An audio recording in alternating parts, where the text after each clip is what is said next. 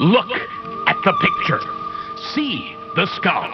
Visible Frankenstein controls. The Brain Thoughts broadcasting radio. The Frankenstein earphone radio. The latest new skull reforming to contain all Frankenstein controls. Welcome to a new episode of Frankenstein Control. As always, and as I always say, there's lots to get to tonight. First, though, I'd like to take a moment to offer our sincere condolences to that family in Bent Fork, Mississippi. This just happened this afternoon, where a young family suffered terrible injuries after trying to engage in this week's trend of burning Nike shoes, clothing, and accessories in protest of their ad campaign featuring controversial football athlete Colin Kaepernick. Mm-hmm. Apparently, the family neglected to remove their Nike-branded clothing before setting fire to it, and 7 people sustained life-threatening injuries. Truly a tragedy. The victims at this time are known to be a man, his sister, and their 5 children. More of that story as it develops. This just in. Low-hanging fruit at all-time high. Welcome all to Frankenstein Control, sponsored by Colin Kaepernick. Actually, no, we do have more sponsors. Oh, well then hold that. You're not welcome to Frankenstein Control, and Colin Kaepernick is not doing anything about this until I say so. Colin Kaepernick's supporting them. I'm going to burn my Frankenstein Control. I'm going to burn my ears. Turns out we've had like a whole bunch of merchandise made that we have no memory of. And like, they just pull out all these Frankenstein Control t-shirts with like our faces on them. Like, where did these come from? Just videos of them putting BRI action figures into a hydraulic press. They all have an Ada puppet. Welcome to the hydraulic press channel. Today we're crushing the BRI. It's very dangerous and we must deal with it. You pull the cord on the back of the BRI and it goes... 3 lovable phrases. Yeah. Zzzt, my eyebrow hurts. Zzzt. Zzzt. The geopolitical worldview of the current situation is... Stupid shit. I try to sound smart, but I'm not good at it, because I'm not. Anyhow... Here's your catchphrase! Yeah, someone's pulling the string. Please edit that out. No. It's embarrassing and everyone hates it. Especially me. You gotta do it twice. Amplify it. No! I hate you. Our first sponsor tonight, surprising or unsurprising, depending on who you ask, is actually Nike themselves. Oh! They're trying to do some damage control because of, incidents like the aforementioned story. And they're buying airtime everywhere to get their message out. They want everybody to know that the images and videos of people burning their products are really getting to them. Oh. And if people really want to stick it to them, then they should probably know about their brand new shoe line out this week. Nike has indeed released a limited run of sneakers to go with their new ad campaign, featuring faded images of Kaepernick's face embossed along the outer surface of each pair of shoes. Notably, however, Kaepernick's teeth appear to have been somewhat crudely drawn into monster fangs, and the tongues of each pair feature an emblem of a burning American flag, as well as a QR code that takes you to George Soros' website. The sneakers retail around $250 per pair. And Nike has emphatically stated that they would be heavily chastened if many people purchased the sneakers and burned them, while encouraging friends and relatives to do the same. So there you have it, Patriots. The best way to get back at Nike, straight from the horse's mouth. Well, that's good. Got him. I mean, it really would. I mean, if that's what they're saying would hurt them, just take it at face value. Yeah, take their word for it. Advertisers never lie. No. We're also brought to you tonight by From Software. Oh. They want everyone to get on board and get hyped for their new Dark Souls 3 DLC. Right now it's available exclusively to Steam users as an update. It's sort of a beta, I guess. It's evidently somewhat of a crossover with Bloodborne and takes players on a journey through a portal to one of Yharnam's seediest back alleys. Oh. The short campaign includes many new enemies and bosses. I was allowed to see a boss fight with one of the scarier creatures in its disgusting, rubbish-filled lair.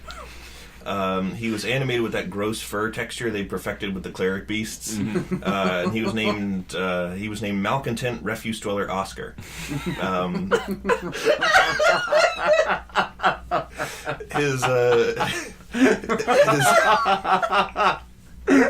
His attacks look like they filled the curse meter real fast, and I really hope he drops his unique cylindrical breastplate.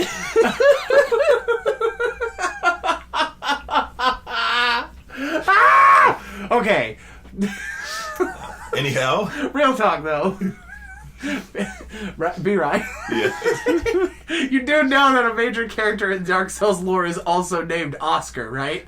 No, I didn't know that at all. Oh! Is he a malcontent trashman? No, he's decidedly not a grouch. Yeah, he's the guy that gives you the Estus flask at the very beginning of the game. This is coming back to That's me a little bit. Oscar of Astora. And he's like the guy that lets you into this world and just frees you. So like he's the catalyst for everything, and you can kill him or not kill him because he'll die anyway. Is he the one who's like sitting on that broken piece of stone and he's like, "Take my Estus flask. Yeah. I'm going to go hollow soon anyway." Yeah, that's him. I never really like paid attention to the fact that he was named because I'm like, "Oh, thanks for the item." Thanks for the Sunny D, bruh. See? Yeah. As he like slam dunk a sword onto the ground, it ricochets and hits him in the side. Ah! Yeah, that's. I'm sort of laughing because I never made an Oscar the Grouch joke in my mind ever about Dark Souls, and like he's such a major character in that game. How is he a major character if that's all he does and the only time he appears? Because he's incredibly important to your adventure. You don't get your Estus flask. That seems like a minor. It could literally be anyone. You could just find another dead guy. Sure. Well, I mean, that's what happens in the other two we're games, all. but sure. Be right, we're all future dead guys. Yeah. His face went solemn and wide-eyed in a moment of existential dread. You folks didn't see it at home. But, Right now, the rock that will be your gravestone just sits there waiting. Okay, now it's my turn to be wide-eyed and contemplative. Whoa. There was something stupid along those lines that I was going to say, and now I fucking forgot it. It was funny, Welcome to though. Frankenstein Control, sponsored by Ginkgo biloba. Why do you need it? I forgot. Anyway, Ginkgo biloba helps with memory loss. Okay. Supposedly. It's kind of like echinacea, where they're like, check echinacea, it'll boost your dick string. No. Placebo effect hippy dippy horseshit. It'll, immune system. It'll boost your immune system if you take echinacea. And I'm like, dude, fucking, that's what Steve Jobs said. Now he's dead.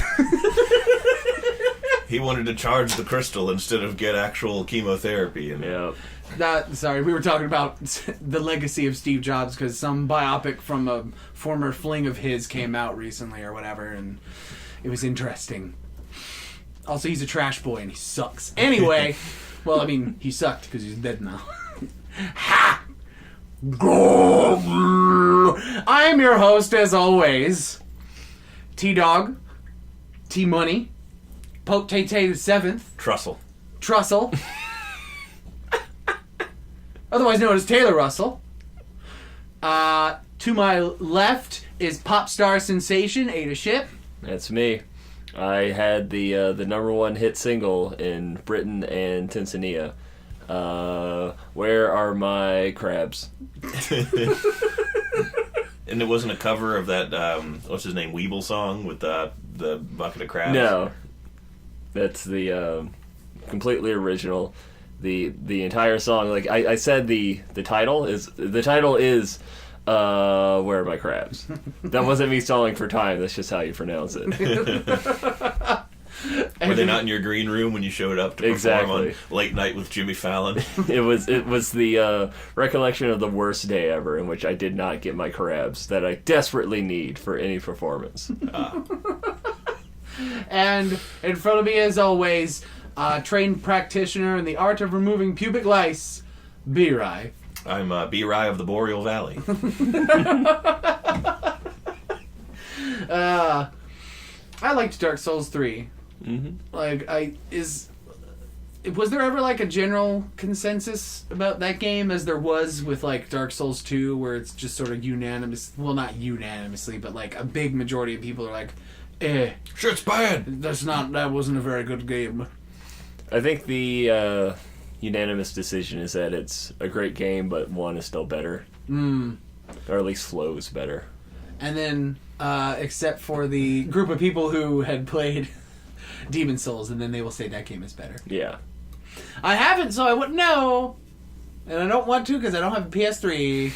Sorry! Either of you ever play the Onimusha games? Nope. Those are real fun, and I love them. And that's what I was really hoping Neo would be. Yeah, it's not. It's Samurai Dark Souls, and it's hard and annoying, and I gave up. Should have gotten good. Yeah. Is that, well, you have a second chance at it. Better Eye from Software is making that game. You know, the one with the samurais and the grappling hooks. Oh, is that really from Software? Yes. Oh. Yeah, same company. I hope it's fun and not hard as shit. Shit, what's that game called? Sekiro or something. Oh, Sekiro. Heroes die forever. Sekiro Samurai Grappler Boy. Sekiro Shadows Die Twice. Yeah, I think the Shadows Die Twice. Or something like It's- Fuck! Hold on. Sekiro... You have an iPad! Just fucking look it up! Well, no! It's not funny to do that! You're gonna make me look like an idiot! It's funny for us to sound stupid and clear our throats and get the fucking name wrong. And I'm calling my friend Omar Gaddafi on. it's a game where Orochimaru attacks you on a bridge. Does it take place in Cambodia. Yes, I'm sure that it does. Well, yes, I guess that samurai. That game does look pretty cool. Right. That's on my list of games that I want to check out and hope aren't unplayable for me and difficult and frustrating and. Like, I just don't have the patience for... I heavily approve of the Dark Souls series. I think the lore is awesome. I think the characters and the, armor and the weaponry and all that is really cool. It's a very fun game to watch when watching someone like Ada who knows how to play it and knows where to go and doesn't get lost for 20 minutes in the same area and die 50 times. That is true. Watching you play a Souls game, Ada, is, like, something amazing. It is fun. But I've learned through harsh experience that I just don't have the stomach for playing them myself. I don't like Every time you boot up the game, you walk 3 feet and throw up everywhere. It's just frustrating. Like, I remember when I was a kid and I grew up in the Spyro the Dragon series, and like the first time I fought a new boss, there was always that, shit, I gotta learn this pattern, shit, I gotta do that, and like this pulse pounding, like, stressful for me, sweaty palmed thing to like get through the fight. And, the rest of the game is on hold until you can get through that area. Yeah. So you have to do it. And I just, I loved but also hated that feeling. Mm-hmm. And after I got better at the game, it was fun to come back and fight them again. But, it was annoying. Granted, I'm still glad the game had those challenges in there, but I didn't enjoy them. And that's all the Dark Souls game is that experience writ large. And Writ large! Sorry, that's a new one. I haven't heard that one before. But it's true. And, I like watching someone play who... It's like a cinematic experience when an experienced player knows what they're doing and goes through it, and I get to see the cool world, and I don't have to get real familiar with one 10-minute stretch of it that's pathetically short because I can't fucking get through. And then I do get through, and something stupid kills me right before there's a goddamn motherfucking bonfire, and it just makes me so angry I want to kill myself. But if you do, you'll just go hollow. Mm-hmm. Yeah. You'll just come back. I'm already hollow. You look like a prune boy. I already look like a prune boy. A beef jerkyman. And if you're a girl, you'll walk down the street and people will point their fingers and say, "Hey, mommy, look! There goes June the prune!"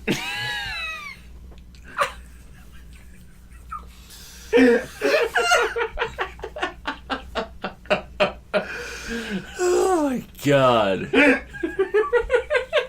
June the prune. The only character named June from anything that I can remember was Kablam. Oh yeah. Yeah, Henry and June. Kablam was awesome.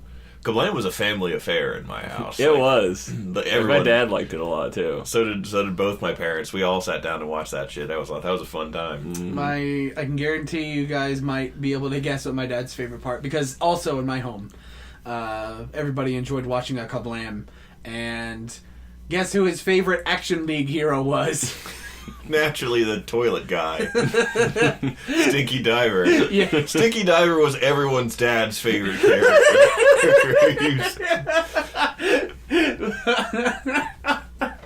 Stinky Diver. An ex-commander, what is it? An ex-Navy SEAL with an attitude as bad as his odor. My dad also really liked Prometheus and Bob. Yeah. He really liked the slapstick, and I remember he enjoyed it a bit. But the theme, like the intro to it, always like creeped me out a lot. Mm-hmm. And it's funny because people will tell stories about when they were little kids and how stop motion creeped them out and spooked them. But like for me, it was kind of the opposite in that one scenario where the intro is composed entirely of still images. Mm-hmm. And for some reason, that freaked me out. Because it was in, like, grayscale, and they were playing the weird sci-fi music, and it really creeped on me. But then the show starts, and it's fun, it's good, funny fun. And the Prometheus and Bob tapes. Exactly. And how each one ends with... End.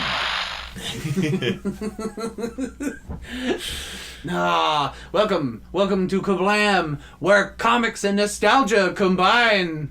Collide. It was Collide, not combine.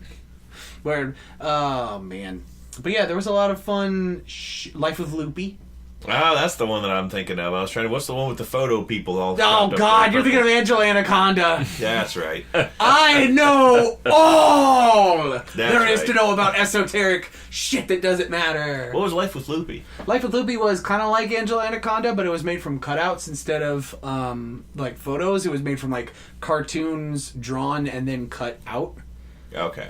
And I think she had like turquoise hair and a pink dress.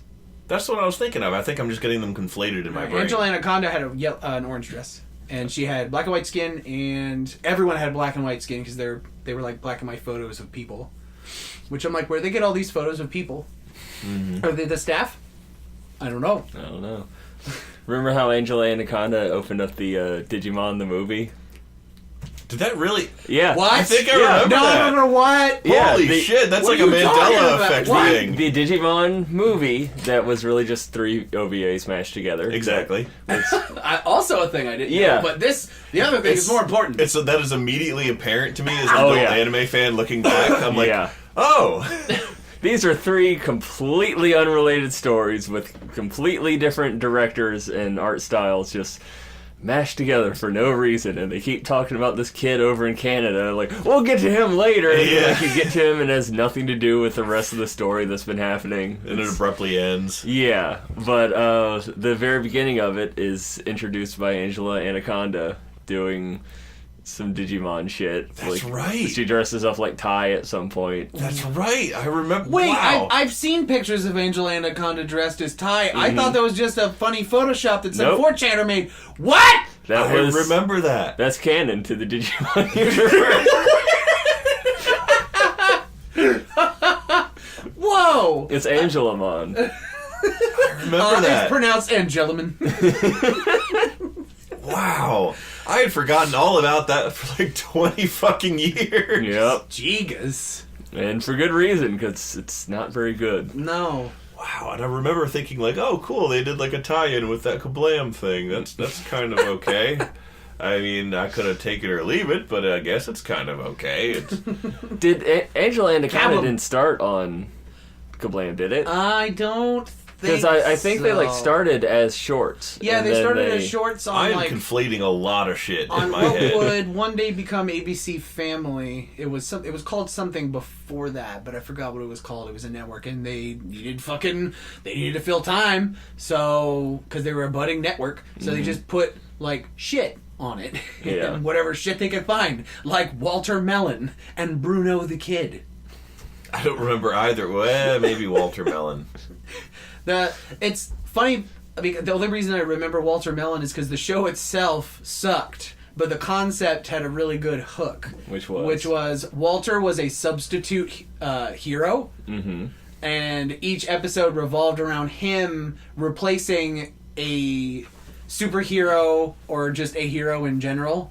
So, like, one episode, like, the Red Ranger gets sick, so he has to become the Red Ranger, and he fucks everything up Mr. Magoo style. Like, he just doesn't know what the fuck he's doing. And, like, each episode is him basically taking a sick day for a hero of some sort. Okay. Like Sherlock Holmes and, you know, all that kind of shit. That makes me think of something I've been wanting to tell you both about for a while now, that I just keep forgetting. It's not the premise of that is of what I'm about to talk about is not at all Tell us at length about your premise. related to that. It is an existing, I think, currently still being made show. I think it's on Disney. Angelo Anacando. No, I think it's called Future Worm. And Future Worm sounds like a show on Adult Swim. I'm not gonna it lie. really does. It's kind of what Rick and Morty would have been if it were sweet and for children. Yeah. And didn't have that immense nihilism and negativity. It has the same like vein of humor, I would say. Yeah, from what I've seen. The premise from I've really only I'm having seen a really hard time. Oh, I'm about to lay the premise out. Picturing this. It has Paul Williams in it. Wait, really? Yeah. Where'd your music Mr. Science? Isn't he dead? No! I thought he died. No. He's actually really famous in the He's Philippines. immortal. Yes, Oh. that too. Well, good. Anyhow, the premise in broad strokes, and I've really only seen like a handful of episodes because they were on while Lissa and I were in Disney World and we're exhausted in our room, and we're like, this show is All actually... they have is Disney on the hotel TVs. Well, it's like it's what it's tuned to, and we're just like, oh look, Star versus the Forces of Evil is on. That's kind of cool. We like that show. Yeah. What's this like short that's coming on in between episodes? Oh God, do we have to turn the channel? Oh, that was actually kind of funny. But it's like this kid, I guess elementary, middle school age, and he encounters some problem, and he has to solve said problem with the assistance of this like worm with like 80s action star hair and like goggles, and like I guess the worm has like time traveling powers of some sort. But what I wanted to bring up was the fact that every time he and Future Worm first encounter whatever the problem is, before they start the time traveling stuff, they always try to solve the problem with RoboCarp, and it is exactly. It is exactly what it sounds like. It's this stupid, shitty robotic fish, and it just sort of slowly moves towards whatever the situation is. They're like, let's jump for RoboCarp, send him out! And RoboCarp approaches whatever the situation is, and no matter how innocuous the situation is, it always ends with RoboCarp being abruptly and violently destroyed. And it's really funny every time. And every time you're like, do it! Show RoboCop! And it comes out and you're like, just waiting with bated breath for it to just get abruptly just fucking destroyed. And it's funny every time. Well, now I got another thing on my huge list of things I should really check out, but never will. I don't know anything else about the show, because I probably haven't watched... or been, remembered its existence for like more than a year. Future Worm. I think that's what it's called. Yeah. It might be Danny in the Future Worm. I know the kid's name is Danny. Something like that. And Paul Williams voices Danny as an adult. What? Like, is he an established character, or is it like one episode where... I think he's an established character. Where like sometimes his future self will show up hanging out with Future Worm. And they have like a time traveling lunchbox, I think. I don't remember any of the particulars like that. All I remember is RoboCarp and his hysterical repeated martyrdom. RoboCop died for our sins. RoboCarp! Man, boy, that sounds stupid and funny. It is. Man, It is both of those things. I don't know, I think I'm you know what? I'm gonna fucking take a stand. I think that kids these days have it just as good, if not better, than we had it growing up. In terms of cartoons and the glut of great cartoons that came out. We're in the second golden age of cartoons. I would say so. Like the first golden age is obviously like Powerpuff Girls, Johnny Bravo, Dexter's Lab, stuff like that. Courage. Ren and Stimpy, Rocco's Modern Life. And then early season SpongeBob. And don't forget about Doug. Yeah. It's a very expensive. Never liked that show. I watched a lot Nobody, of it. Yeah, exactly. I watched it, but I never really enjoyed it. Nobody liked it, but nobody changed the channel when it came on. Exactly. It was one of those. That's the most accurate thing I've ever... Wow. Which, as opposed to Hey Dude, which you changed the channel every time it came on. Hey, dude. Exactly. I don't remember What that was at that all. one? Hey Dude was one of Disney's live-action shows. It was like Salute Your Shorts, but on a goofy dude ranch. Okay, you And said... the theme song was doom, doom, doom, doom, doom, doom, Hey Dude. I'm gonna go back a bit. You said salute your shorts. Uh-huh. There was a character on that named Donkey Lips. Donkey Lips. And when I got older, I heard the term donkey punch. No. It's like one of those Urban Dictionary No. sex acts that no one would ever do. Right. But I it like revised my past memory, and I thought the kid's name was Donkey Punch. You're like, how the fuck did they get away with that? Boy, they sure were crafty back then. Slip that one past the censors. I mean, Donkey Lips still does sound awful. Dirty. There's still something not dirty. quite right about it. It sounds Well, like I mean, like, it's not like there wasn't anything like that back then either. The main restaurant for 3 seasons of Rocco's Modern Life that they always Choky went to was Chicken. called Choky Chicken. Mm-hmm. They had to change it to Chewy Chicken in, I think, season 4. Like I said, I remember this instead of math. But, and, like, there was just a whole bunch of fun shit like that. yeah. Before everyone realized that they cared, I guess. I don't know.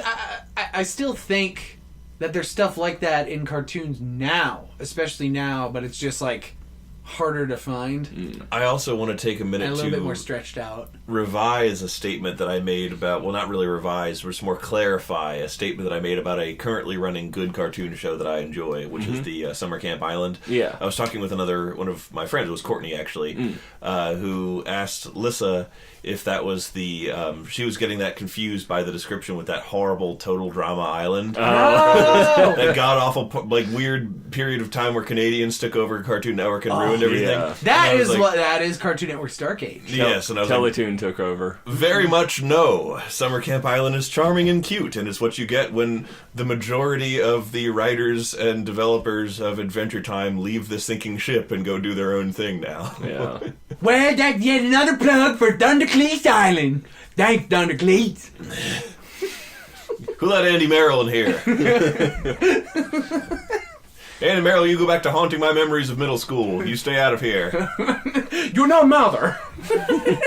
That was well, that was not the show, but that was related to another show that was great in the 90s, which was fucking the Space Ghost cartoons. Yeah. Oh my god. Coast to Coast less so because I was too young to stay up that late to watch it, but Yeah. Cartoon Planet was fucking hilarious from what I remember. I completely forgot to see Martin Crocker is dead. He's alive in our he is. hearts. And also inside of me.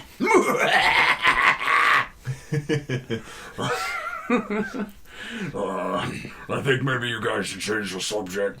You guys are talking too much about nostalgia. Have we discussed how we're practically the The trio? the Coast, the Space Ghost? No, Coast we to Coast? haven't. Because like you are the stupid boisterous host. V-Rai is the murderous lanky one that happens to be wearing green right now. Yes. Oh my god!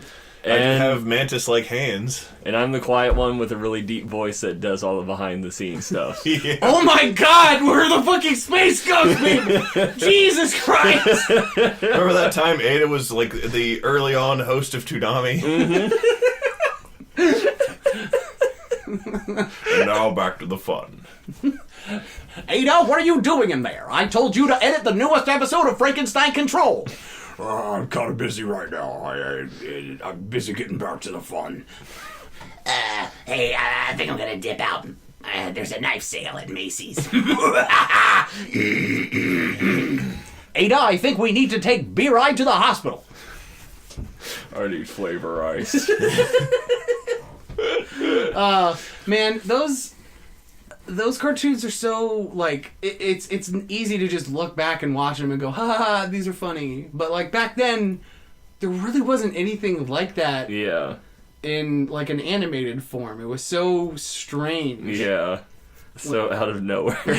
Like the one episode where it's like normally their runtime is only 11 minutes long, and this one goes for like the full 22-minute block where at the halfway point Space Ghost gets bitten by an ant, and then the next 10 minutes is him just squatting and walking slowly across different scenery, saying about how he's following this ant home and he's going to kill his whole family. So it'll be like near silence, just like ambient noise, and he's just and Space Ghost is just like, ants are so stupid. It's 5 minutes later, I'm going to kill your whole family. I love it too because like Space Ghost really has that like he has that deep sort of voice that permeates and like very bassy kind of voice. So like when he has to do the quiet stuff, you know he has to get really close to the mic. Like, I'm gonna kill your whole family. It's really funny. Oh man. Oh man, like. But to my previous point, yeah, we grew up with all these amazing cartoons, but I think now there's just so many good fucking cartoons out now. It's really, really nice. It's nice to have lived through a golden age and then watch it all get destroyed in a giant Canadian dumpster fire. And then watch a phoenix rise from the ashes and now gay space rocks kiss on live television. Yeah. What a time to be alive! Oh, thank God. He's a Space Ghost now! Ooh. Ada? Ada, what's happened? You're dead. Zorak, I need you to go to the store and buy me ghost repellent. I don't feel like it.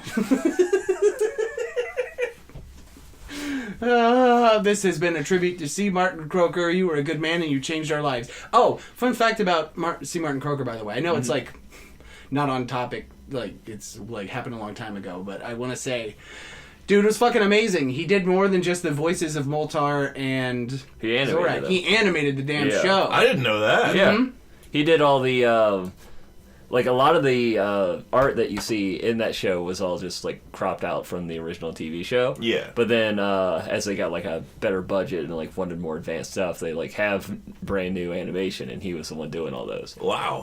He worked on Aqua Teen Hunger Force as well. Like he did a lot of their that more... explains a lot. Yeah, he did a lot of their more animated stuff as well. Carl's run cycle. Yeah, which is one of my favorite. I need to look that up now.